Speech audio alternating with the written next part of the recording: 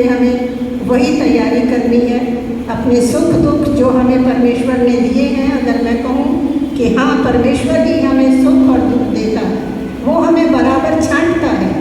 आपने पढ़ा होगा मिसाल में बाइबल में कि अच्छे पेड़ जैतून की जो डाल है वो अच्छे पेड़ में अगर साटी जाए तो वो कैसे फल लाता है? अच्छे फल लाता है।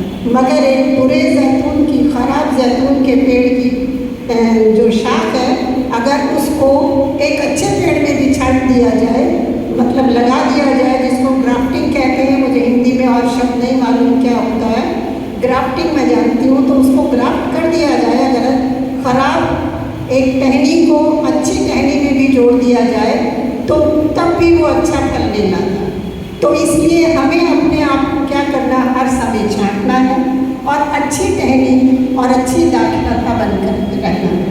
दाखलता समझते होंगे, अंगूर के पेड़ को दाख बोलते हैं, अंगूर को दाख बोलते हैं। दाखलता मतलब अंगूर की बेल।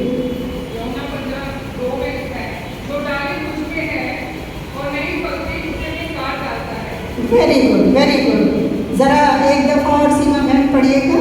जो डाली मुझ में है और नहीं फलती, उसे वे काट डालता है, और जो डाली फलती है उसे वे छांटता है ताकि और फले। कितना अच्छा लिखा है, जो डाली मुझ में नहीं फलती वो उसे काट डालता है। और एक जगह इसी तरीके की एक और रेफरेंस है जिसमें लिखा है कि वो काट डालता है और कहाँ डालता है उसको? आग में झोंक देता है। आग में झोंक देता है, झाड़ियों में इकट्ठा करके वो आग में झोंक देता है।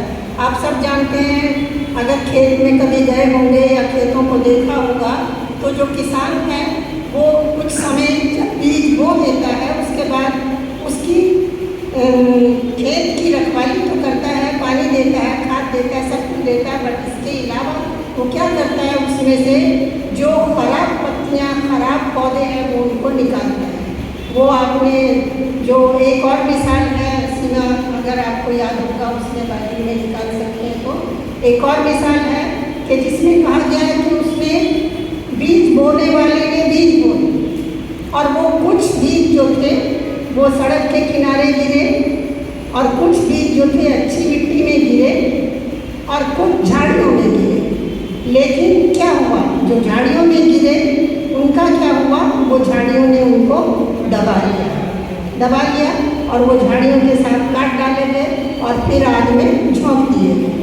फिर दूसरे व्यक्ति दूसरे जो बीज थे वो सड़क के किनारे डाले गए, जहाँ वो उगे, थोड़े बड़े भी हुए, मगर वो फल नहीं ला पाए। क्यों? क्योंकि सड़क के किनारे थे, वहाँ उनको प्रॉपर रख रखाव नहीं मिला और वो भी थोड़े बड़े होने के बाद सूख गए और ख़त्म हो गए।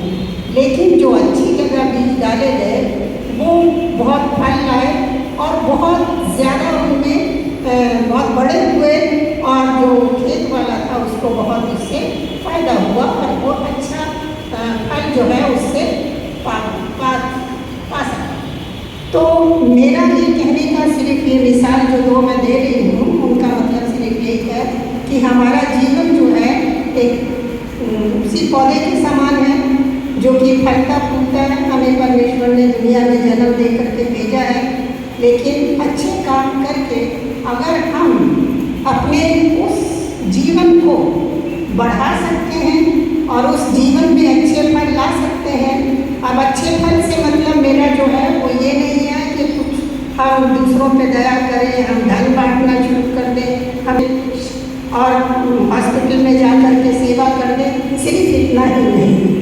ये धन काफ़ी नहीं है, ये धन एक दिखावा है जो कि हम कई दफ़ा आप देखते होंगे, बहुत साहूकार व्यक्ति जो हैं अक्सर ऐसा करते हैं, कहीं पर एक बड़ा सा क्या कहते हैं वो जो खाने का लगा देते हैं, पंडाल सा लगाते हैं और वहाँ पर बुलाते हैं सबको। गुरुद्वारों में हर